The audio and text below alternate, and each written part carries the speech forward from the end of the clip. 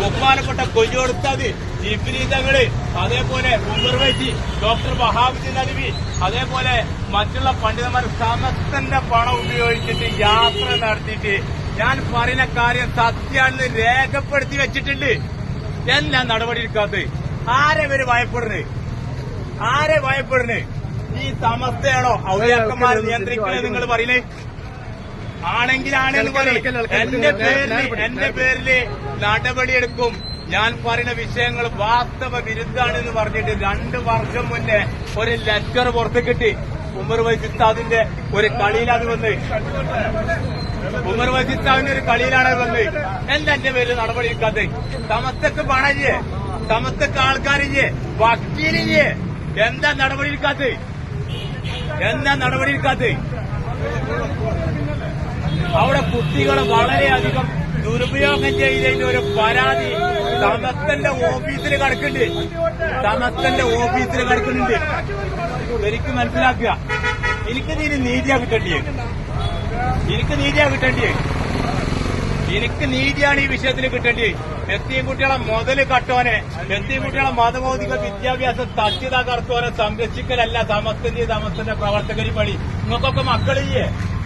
ആ മക്കളുള്ള ആൾക്കാര് ഏത് നേതാവിന്റെ മുന്നിൽ പറയേണ്ട കാര്യം പറയുന്നവൻ ഓതന്നെ സമസ്തന്റെ പ്രവർത്തകൻ. ഞാൻ സമസ്തന്റെ പ്രവർത്തകനാ, ഞാൻ പറയാമെന്നവരാ, പറഞ്ഞിട്ടേ പോവൂ. അത് യവൻ വന്നാലും ശരി, മരണം വരെ ഈ വിഷയത്തിൽ പ്രതികരിക്കും. മരണം വരെ. ജിബ്രീ മുത്തുക്കോയ തങ്ങളെ 2 മക്കൾ ഈ സ്ഥാപനത്തിൽ ജോലി ചെയ്തിട്ടുണ്ട്. ജിബ്രീ തങ്ങളെ 2 മക്കൾ ഈ സ്ഥാപനത്തിൽ ജോലി ചെയ്തിട്ടുണ്ട്. ആരെ ഇവര് പേടിക്കണേ? അതുകൊണ്ട് ഞാൻ നല്ല നിലക്ക് ഇവിടെ മുണ്ടാതെ നിൽക്കാൻ വന്ന ഇന്റെ ഈ ഫ്ലക്സ് വെച്ച് കീറാന്നുണ്ടെങ്കിൽ അവിടെ സമസ്തന്റെ ആദർശം സ്വന്തം ചിന്തിച്ചാൽ മതി. ഞാൻ ഇവിടെ ആ സ്ഥാപനത്തിന് 53 ജില്ലാതെ ഏക്കറുള്ള ഒരു സ്ഥാപനമാണ്.